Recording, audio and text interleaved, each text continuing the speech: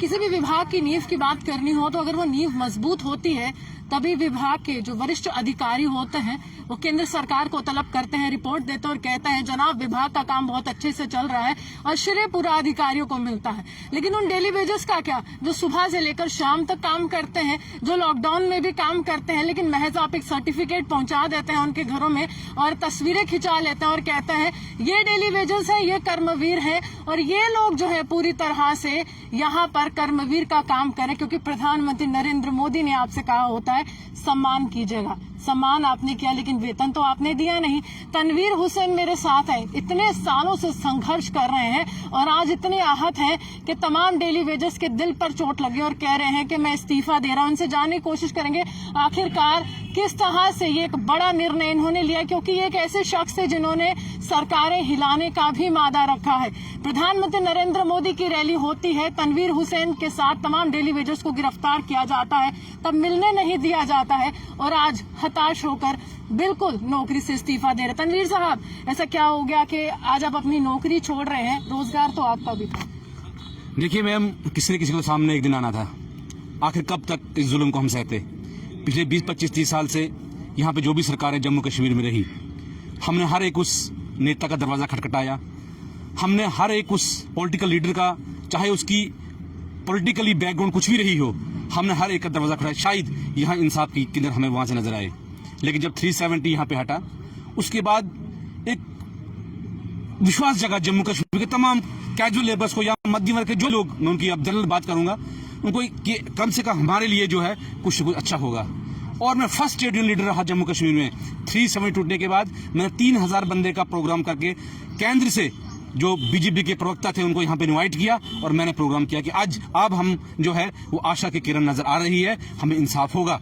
लेकिन अनफॉर्चुनेट आज लगभग 2 साल होने को आ रहे हैं, हमारे चूल्हे ठंडे के ठंडे। स्वागत में कितनी आंखें बिछाई थी? स्वागत में तो बहुत आंखें बिछाई थी मैम, लेकिन अब इस वक्त यही है कि अब हमारे डिवीजन की सुसाइड दिन ब दिन बढ़ रही है, अब उनको नहीं देखा जा रहा था। आज हमारे बिजली के साथी जो डिपार्टमेंट में है, उनको करंट लग के उनके पास जब गिरते हैं, उनकी माएं बहनें कैसे चीखती हैं, आज उनकी चीख हमें बर्दाश्त नहीं हो रही है।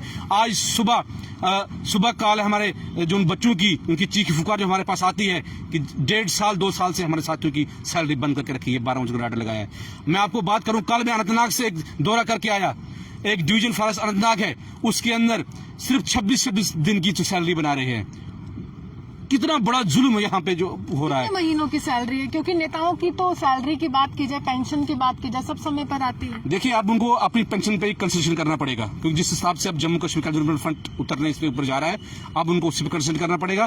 क्योंकि हमने तमाम पार्टीज को यहाँ पे देख लिया, हमने तमाम उन लोगों को देख लिया कि जिन लोगों ने हमसे वादा किया था कि बहुत हो गया अत्याचार, अब की बार हमारी सरकार, सभी सरकारों को हमने देख लिया यहाँ पे। लेकिन कहते हैं जिस खेत से दहका को मयसर न हो रोजी, उस खेत के हर गुंदम को खोशा को जला दूं। हमने क्या करना है? जो खेत हमें रोजी नहीं देगा, जिस पार्टी से हमें कोई इंसाफ नहीं मिलेगा, हमने ऐसे पार्टी को जम्मू कश्मीर में क्या करना है। इसलिए आज जम्मू कश्मीर की लीडरशिप यहाँ पे बैठ के, कल मैं कश्मीर का भी टूर करके आया, मिला जुला असर वहां से भी, और जम्मू गवर्नमेंट से भरपूर सपोर्ट जो अपने वर्कर्स ने, जिन लोगों ने मुझे ट्रेड यूनियन दिया, और आगे भी आज उन्हें फैसला किया कि आपको कुर्बानी देनी पड़ेगी।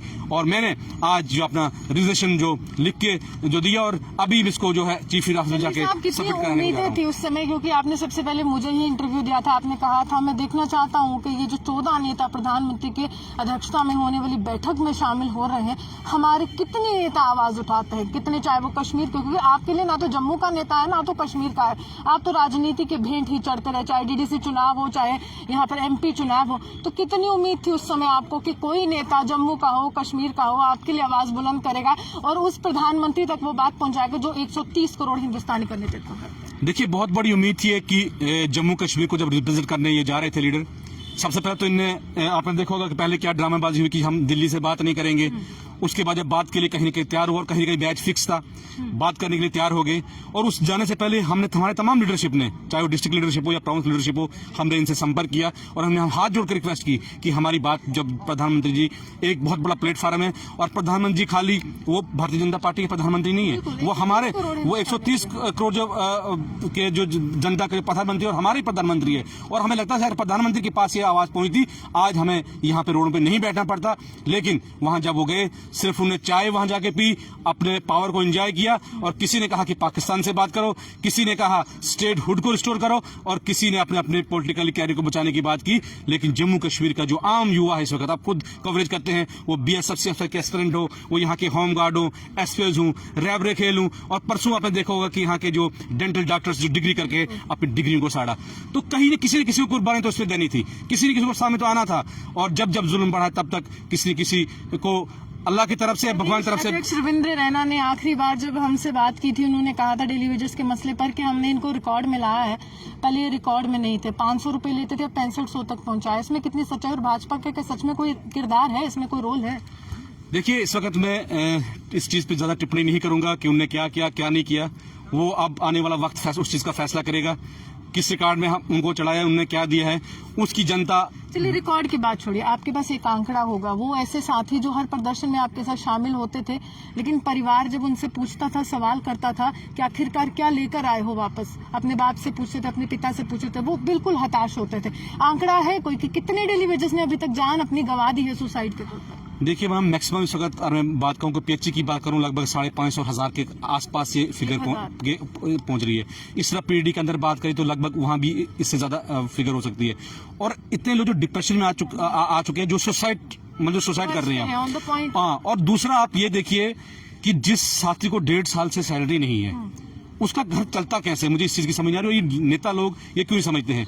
आज आप मार्केट तरफ सब्जी का रेट देखिए, आज आप मार्केट तरफ जाते हैं तो आप वहां पे पेट्रोल का रेट देखिए कि किस तरह से ये साथी हमारे अपना सिस्टम चला रहे हैं। मैं तो सल्यूट उन साथियों को करता हूं, कैसे हम लोग चलते हैं। और इन लोगों को इतनी शर्म नहीं आ रही है, इतना ये नहीं आ रहा है, आंखों में पानी नहीं है, जो अखंड भारत की बात करते हैं, जो एक विधान, एक संविधान, एक निशान की बात करते हैं, एक प्रधान की बात करते हैं, तो एक वेतन की बात क्यों नहीं पूरे हिंदुस्तान में हो रही है? समान वेतन की बात क्यों नहीं हो रही है?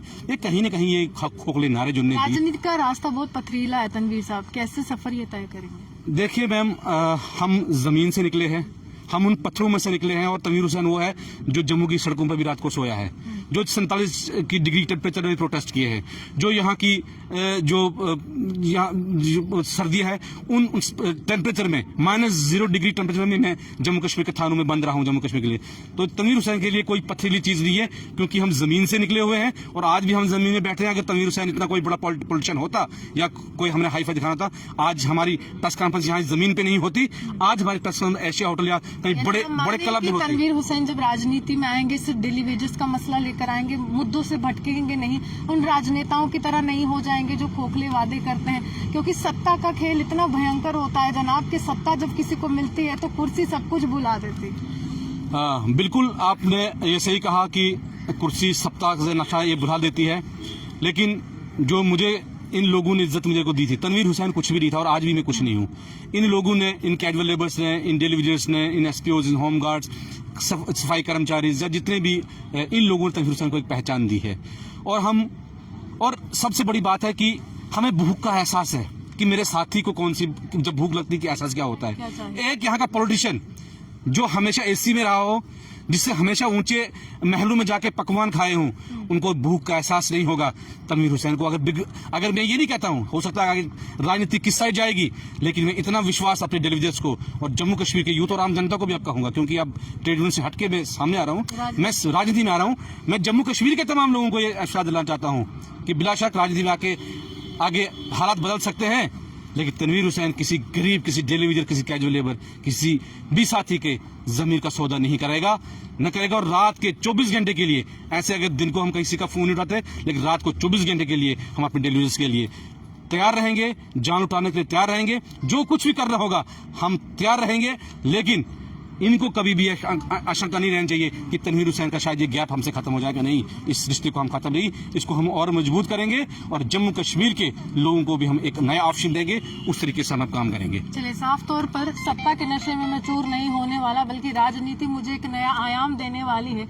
उन तमाम डेली वेजेस की आवाज बनने वाला हूँ और इतिहास भी रचने वाला हूँ। ये पहली मर्तबा है कि एक ट्रेड यूनियन या फिर हम कहें कैजुअल लेबर की यूनियन से एक व्यक्ति इतना हताश हुआ है कि उसने अपनी नौकरी छोड़ दी है अपने 60,000 से अधिक डेली वेजेस के लिए, ताकि उन सत्ताधारी पार्टियों से सवाल कर सके, उन नेताओं के दरवाजे को खटखटा सके, उन अधिकारियों के दरवाजे तक पहुंच सके जो अभी भी एसी के कमरों में बिल्कुल चैन की नींद वहां पर बैठे हुए हैं। और पूरी तरह से ये जम्मू कश्मीर की राजनीति ही है कि हर बार इनको ये कहा जाता है आपके लिए हम बिल्कुल आगे आते हैं, चुनाव चले जाते हैं, कुर्सी मिल जाती है, सत्ता मिल जाती है, डेली वेजेस इसी तरह से प्रदर्शन करते हैं। हम उम्मीद करेंगे तनवीर हुसैन अगर राजनीति के इस दायरे में उतर रहे हैं, भविष्य इन सब तमाम डेली वेजेस का उज्जवल हो, क्योंकि बहुत संघर्ष किया है, बोर नहीं करना चाहिए। आप भी बने हमारे साथ देखते रहे न्यूज़ नाउ जम्मू से रूहानी की।